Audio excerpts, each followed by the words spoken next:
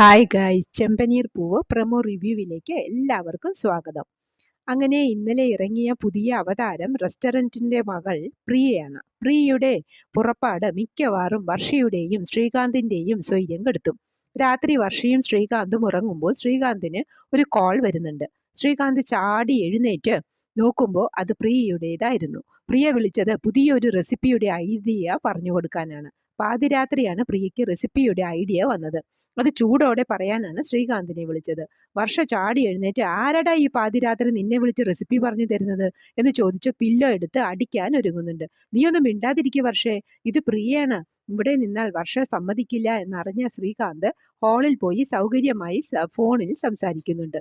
കുറേ നേരം കഴിഞ്ഞിട്ടും ശ്രീകാന്തിനെ കാണാതെ പുറകിൽ വന്ന് നിൽക്കുന്നുണ്ട് വർഷ.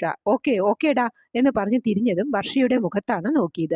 വർഷയാണെങ്കിലോ ദേഷ്യപ്പെട്ട് മുഖമൊക്കെ വീർപ്പിച്ച്, നാളെ ഇതേപോലെ ഞാൻ നിന്നെ വിളിച്ചാൽ നീ നിർത്താതെ ഇതേപോലെ സംസാരിച്ചോളണം എന്ന് പറയുമ്പോൾ, അയ്യോ നാളെ തിരക്കുണ്ട്, ഇതെന്റെ റെസ്റ്റോറന്റ് മകളല്ലേ, നീ എന്താ ഇങ്ങനെയൊക്കെ പറയുന്നത് വർഷേ എന്ന് ചോദിച്ചുകൊണ്ട് അവിടെ നിന്നും രക്ഷപ്പെടുന്നുണ്ട് ശ്രീകാന്ത്.